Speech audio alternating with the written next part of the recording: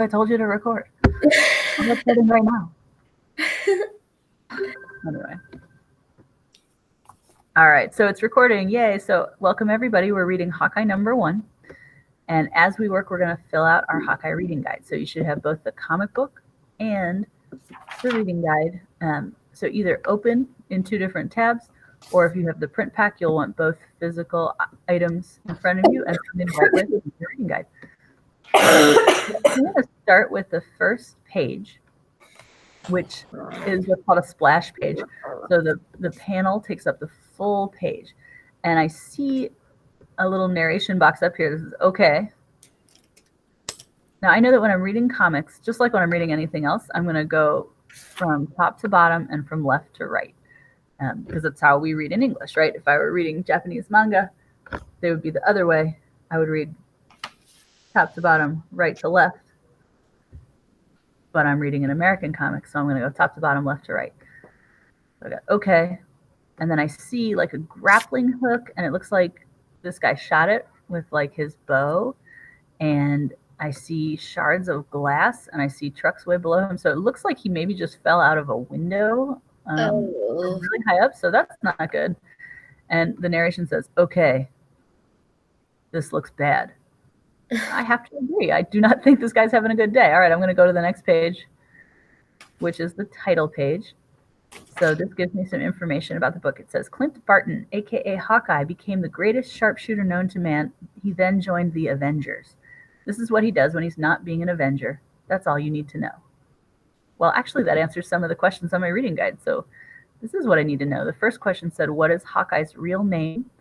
And what is his talent? And I have both of those answers here. Clint Barton, a.k.a., so also known as. So I'm going to write Clint Barton for his name. And for his talent, I'm going to write greatest sharpshooter known to man. So I know that means he has really good aim. So with any kind of projectile, like a bow and arrow, or like a gun, or like, I guess, like a javelin, like a spear, if he threw it, he would have like really, really awesome aim. So for #1, I'm going to write down Clint Barton, world's greatest sharpshooter.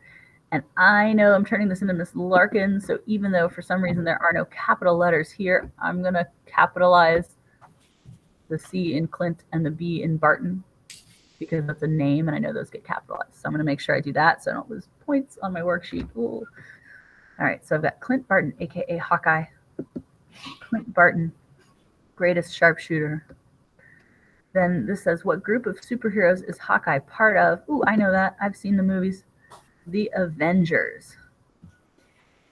When I started teaching this comic, it was before a bazillion D movies had come out. So people didn't necessarily know who he was. Y'all might already know him. All right, question 3 says, who is the author, writer of this comic, and who is the artist? So right here I see it says Matt Fraction, writer, David Aja, artist. And this font is kind of funny, but that says AJA. So when you spell it, make sure it says AJA. And just like with Clint Barton, you, of course, are going to capitalize Matt Fraction and David Aja's names. The other people who contributed to this book aren't on that question. Matt Hollingsworth is the colorist, which means he colored in the comic. And Chris Eliopoulos is the letterer, which means he wrote out all the speech bubbles and thought bubbles and stuff. Okay, and then I have like some more information about who else helped make it happen. But I don't have any more questions about it, so I'm going to keep scrolling. Okay, so now I see multiple panels on the page. I know I'm going to go from top to bottom and from left to right. So I'm going to start in this panel. I see him holding onto the bow. He had shot that grappling hook thing. Looks like he's trying not to fall. And the narration says, you cowboy around with the Avengers some. Guys got what? Armor, magic, superpowers, super strength. Crack! I see him hit the building. Ouch.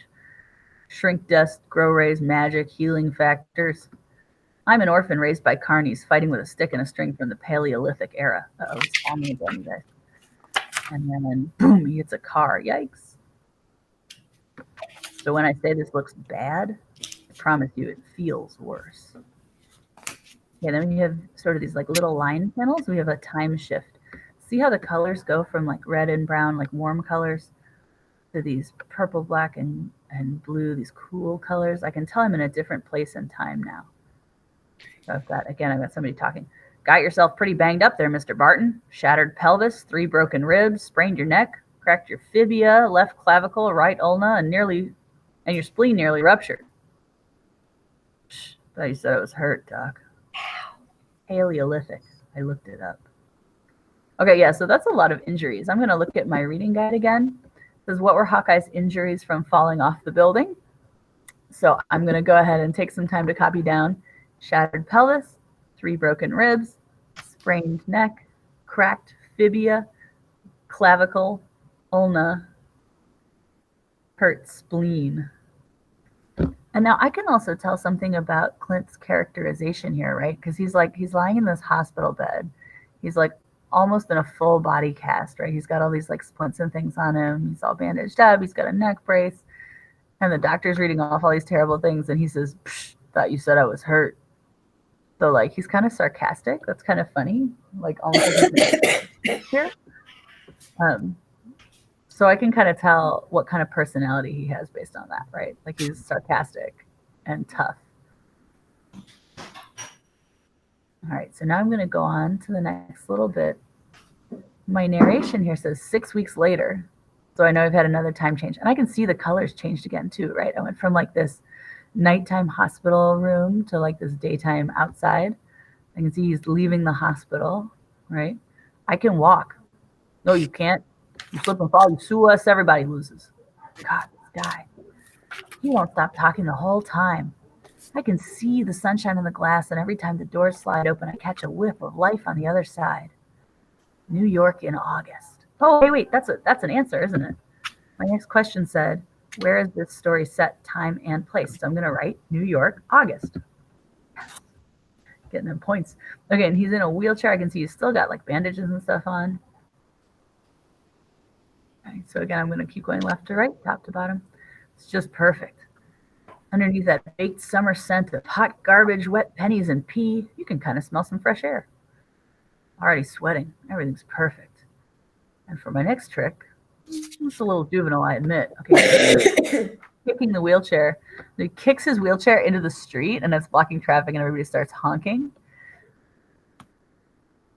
And he even says it's a little juvenile, like it's immature to do. So now I know something else about his character. Like he's kind of reckless and boneheaded. Right? He says, but I've wanted to do that for months. Now I'm going home and I'm going to sleep like the dead. Okay, now we have another time shift. So I see a dog. Lady, fix this dog. Oh, okay. Well, this says veterinary clinic on the glass outside. And now when I look at Clint, like he's got a tear in his suit. He's got blood on his head. Like, and there's rain all over, and the dog is not looking great. This lady back here is clearly like surprised and freaking out. So I'm not sure what happened, but it looks like some kind of emergency. Clint saying, fix this dog. Then we have a whole bunch of like overlapping conversation, right? Poor boy. Doctor, need some towels. How did this, where are those towels? Fill out some forms. Bleeding. Who did? Blood. Sir?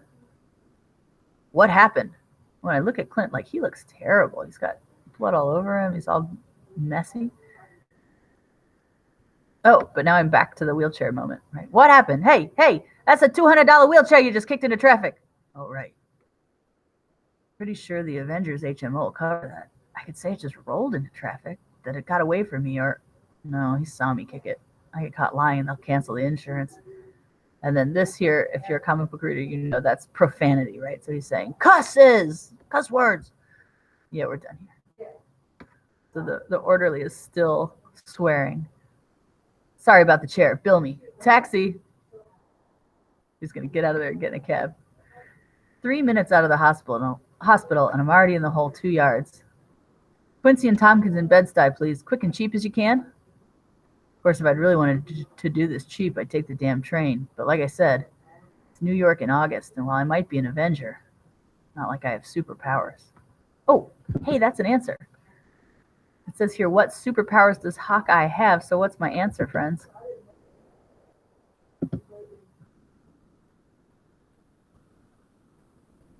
He doesn't have any superpowers. Perfect, Emma. So I could just write none. He has no superpowers. All right, so he's headed home in this taxi, and he asked to go to Quincy and Tompkins, so those are the cross streets in Bed-Stuy. And we're going to see a little bit more about what kind of neighborhood Bed-Stuy is in just a sec. So now it looks like traffic is stopped. Everybody's honking. The taxi driver says, "Hey, what can you do?" Try out this new leg of mine, I guess. "Hey, hey!" So he gets out of the cab. Everybody's swearing, lots of honking. Okay, so now he's walking home and he's whistling, so he's definitely in a good mood. But when I look at this area, this doesn't look like where I would expect the Avengers to live. Like there's trash everywhere, and there's this barbed wire fence, and then there's like graffiti all over the walls. So I'm kind of surprised that this is the neighborhood he lives in. Just for context, like if you've ever been to New York City, Bed-Stuy is short for Bedford-Stuyvesant, and it's a neighborhood in an area that used to be really kind of like dangerous and run down. It's starting to get gentrified. So people with money are like buying buildings and fixing them up and raising the rent. But at the time that this comic was written, it was kind of well known for having like a really big housing project that was a dangerous housing project, and having like a lot of poverty and crime in that area. So anyway, so that's where Clint lives, right? "I'm living on the top floor of a big old building out in Bedford-Stuyvesant these days. Rents aren't too bad yet. Nobody tends to recognize me. Happens every now and again, but not much. Most folks out here have other stuff on their minds." And he hears some Spanish-sounding stuff. Uh-oh. Eviction day. "Back off. Russian, maybe? I kill you, okay, bro?" When Ivan the landlord and his tracksuit mafia take possession of all the stuff inside someone else's place. Mama! Yo, hey. And take great joy in dropping it all on the curb. Okay, so that's another answer, right? The name of Hawkeye's landlord is Ivan. My next question is, why is Simone upset? And I'm not 100% sure who Simone is yet, but I do see a person who's upset. I'm going to guess that's her. And I'm going to guess her being upset has something to do with eviction day and these guys putting all her stuff on the curb. All right, so Clint says, "Ivan, you think maybe you can not threaten to KILL anybody around their kids?" "Bro, back off, bro. This not concern you." "He's kicking us out, Clint." "He's good, bro. She not paying you rent. She gone." "Triple? You're tripling our rent?" "Bro, don't matter, bro. It's in a lease. She signed, so pay or goodbye." Hang on. Let me read this thing. Just for 1 second. Stop yelling in. "Yeah, you see, bro. It's all good in my hood, and all of you, bro, getting it next." Can you really do this, Clint? Just decide to triple our rent? It's not fair. He owns the building, Simone. Kind of think he can. Damn it. Okay, so then we have another time jump. I know for my answer sheet, Simone is upset because the rent is tripling and she's being evicted. And you could see in that picture she's got 2 little kids. So the next question is, how does Hawkeye try to solve the problem? We're not to that yet, but we're going to hold that in our minds as the next question we're looking for. I can see from the colors and from the fact that Clint's all roughed up that we're back at the vet's office. "Mr. Barton? Clint? Hey, sorry. Hey. Mr. Barton, we need to talk about your dog." "Oh, guys, I'm worried because, there's blood all over his jacket. That's not a great sign." "He's not my dog." Okay. The dog has lost a lot of blood. He's in shock and is a difficult surgical candidate. And what he needs is surgery. At this point, to make the decision to euthanize is not inhumane. Okay, and I know euthanize means to put the dog to sleep. But Clint says, "Cuss that! Dog will make it. Do what you got to do. We clear?" "Sir, you can't know that. I can't know that. Nobody can know that. I will absolutely operate on the animal, but you need to ask yourself, are we doing this for him or for you?" "Fix my damn dog. The dog. Fix him. Please. Sorry I snapped at you." Okay, and then we're back in the warm colors, so we've gone back in time again. Here's Clint saying, "You just snap your fingers real hard. Watch." Hang on 1 second. Larkin.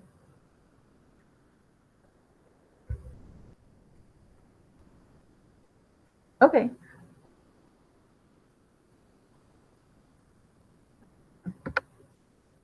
Okay. Yeah, I'll get it for you. I'm in the middle of a meet, but I'll email it to you. Okay, I'll do that. I'll invite her. Thanks. Sorry, everybody. All right, so he says, it's a nightly ritual when the weather's nice. Most of the building heads up to the roof for dinner and a bit of socializing. Think he's right, Clint. It's gonna rain. All over the block. You can smell it in the air. Blanking Mets. Heard they sold the whole building for $10 million. $10 million? Do it, man. Bust it. No way. Look, you just... Grills over here started it by, well, coming up and grilling. Okay, so I can see Clint's going to flip that coin and try to hit the bottle and break it. So he snaps his fingers and the coin flies, but it bounces off. Tong! And it doesn't even knock down the bottle. Right? We all just sort of followed and turned it into a nightly pickup. Potluck. Earth's mightiest hero, all right. And everybody's laughing. My neighbors are jerks. Who's got another? Come on. Building after building. Be the whole neighborhood soon. It's happening all over the block. Tito, your dogs are done. What can we do? It's in the lease. Nah, money's just money. Who cares? The hassle of moving. Ugh. Just money, he says. Must be nice. Mitzi? Oh. Can I pet your dog? Okay, so here's another time jump. We can see the colors have changed again. This is going to take us into that area where he's trying to solve the problem for Simone.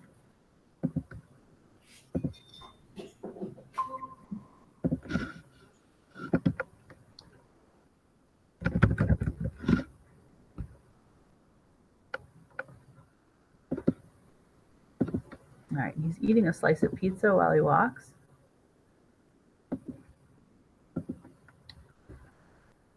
What you say, bro? Okay, so we've got two guys dressed like Ivan, saying bro all the time, just like Ivan does. Dog, can I pet it one time? He bite, bro. Not good idea, bro. Who's a good boy that likes pizza? You are, aren't you, pizza dog? I don't know, man. Dog likes pizza. How bad can he be? Bro, what you want here, bro? Feed dog? Go blank you, bro. Actually, Red October, I got this big bag of money, see? And I hear there's a casino hiding out inside here where a fella could spend such a thing. Giant bags of money are like skeleton keys. Open most anything, most times. I don't really know from casinos. Everything I do know comes from James Bond movies. Don't have a tux, but hopefully they'll be cool. Wonder if they got baccarat here. I swear that game makes no damn sense. So by underground casino, they really meant underground room in the back of a Chinese joint where a bunch of creeps play cards. Okay, got it. Good to know. So glad I dressed up for this. Family game. You don't look properly related. Everybody laughs. That's okay, I don't play cards. Oh, this guy's laughing at him. Ah, there he is. Oh, hey, it's Ivan.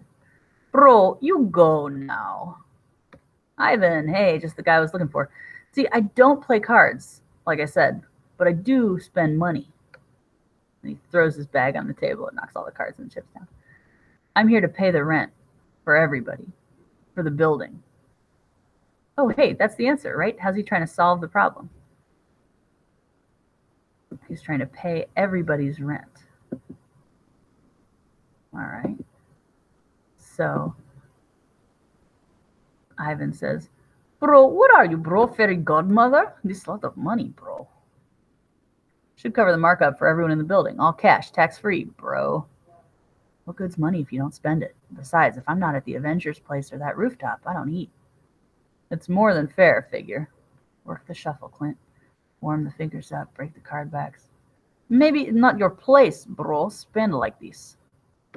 Maybe don't want fairy godmother cash. Oh, and I see one of these other guys. He's pulling something out of his jacket. It kind of looks like a gun. Ivan says, maybe want empty building, bro. Clearing you bros out. Sell building, make more money, bro. So go blank you, bro. Don't accept.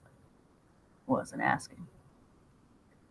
And then Clint throws the card and hits one of those guys in the neck. Tracksuit to my right draws. Pulls his gun out. They'll shoot each other this close. Clint elbows him. So both of these guys, their bullets have gone wild. Just gonna make a mess then. Punching a guy, and here comes a bottle. Uh-oh. The bottle hits him in the head. Well, I guess now I know how he got all that blood on his face at the vets, right? Use the chaos for cover. Barton, you dummy. Now we're back in the vet's office. He's asleep. He's snoring. Right in the middle of the waiting room. Uh-oh. And here come Ivan and his goons into the vet clinic. Clint is still sleeping. Ivan says, Bro! Back at the casino. Oh, they threw Clint through the window. Yikes. I swear all I wanted to do was get a little sleep, and now this. Ah! As far as these things go, I thought it was going to hurt way more. Bro, get that bro! Oh, hell. 30 yards. He's running away. He knows they have guns. 30 yards between me and cover. Just 30 yards to alley's end versus two guys with guns. Move, Barton. Oh, the guy shoots. Too slow. Got Clint in the arm. Brace for the follow-up shot when I'm pleasantly surprised. Oh, what's the dog doing? Especially as that pizza wasn't even good. I should keep running. I know I should keep running, but the guy kicks the dog. Hey! The dog goes into the road. What kind of man throws a dog into traffic? Seriously, I ask you. So to try to protect the dog, Clint runs back toward the guys with guns who are trying to kill him and starts fighting them. Traffic right now, rain, cabs, nobody watching out for sideways demon pizza mutts. Come on, Clint, come on, nobody watching out. Got a coin. He's going to do his coin flip trick again that didn't work before, but this time it goes through the driver's windshield, shocks the driver, and he slams on the brakes. Can't watch. Oh, God. Oh. Hey! Clint wakes up at the vet's office. Okay, so now I know how the dog got hurt and how he got to the vet's office, and I know how Clint got hurt and got to the vet's office. I'm going to look at my sheet. Who helps Hawkeye escape from the Russians and why? The dog, because Clint gave him pizza.